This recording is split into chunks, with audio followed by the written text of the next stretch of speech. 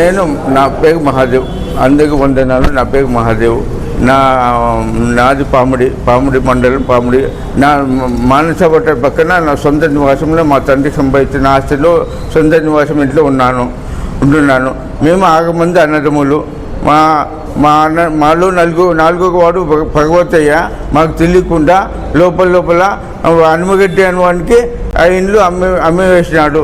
మేము ఆ విషయం తెలుసుకొని కోర్టులో అందుకు అన్నదమ్ములంతా కలిసి బంధువులు కలిసి కోర్టులో ఫైల్ చేసినాము. కోర్టులో ఫైల్ చేసిన తర్వాత మొత్తం మళ్ళీ మా అన్న భగవతయ్య హనుమగడ్డి వాళ్ళంతా అనుచరులు వచ్చి మా పైన దాడి చేసి ఇంట్లో నుండి మెడబట్టి నూకి సామాన్లన్నీ బయటకు బాగవేసి చాలా అటాచ్మెంట్ చేసినారు. చేసిన తర్వాత నేను సీఏ దగ్గరికి పోయి ఇట్లా నాకు అన్యాయం జరిగిందంటే ఆయన చర్య తీసుకోలేదు. దాని గురించి మీరందరూ కలిసి వాళ్ళపై కేసులు బనాయించి నా యొక్క ఇంటిని నాకు పెంచగలగానే ఆశిస్తున్నాను. అందరికీ నమస్కారం. మాది పామిడి మండలం, పామిడి పంచాయతీ. మేము మా అన్న ఒక 6 మందిలో 3 చనిపోయారు. మా నాయన నా తదనంతరం కొడుకులకని రాసిచ్చినాడు.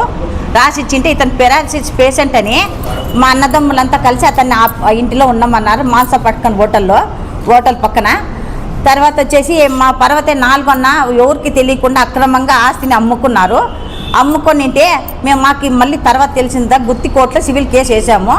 కేసు నడుస్తుంది. డిసెంబర్ డిసెంబర్లో వేసినాము. కేసు నడుస్తానగా జనవరి ఫిబ్రవరి వాళ్ళు రాలేదు.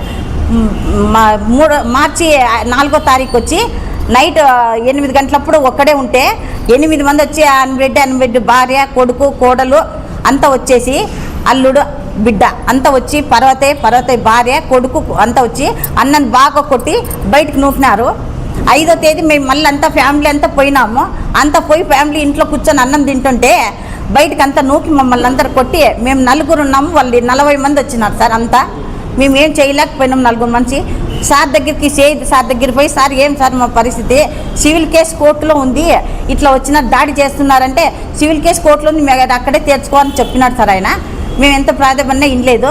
ఇతను 4వ తేదీ చాలా సీరియస్ అయితే హాస్పిటల్ అడ్మిట్ చేసినాము. హాస్పిటల్లో కూడా కేసు సివిల్ చేసుకున్నారు సార్, ఫైల్ చేసుకున్నారు. కానీ అక్కడ పోయి కూడా వాళ్ళు ఎంక్వైరీ చేయలేదు, ఏం తీసుకోలేదు సార్. ఇది మేము వచ్చేసి మా సామాన్లు అన్నీ బయటకు వేసేసినారు సార్.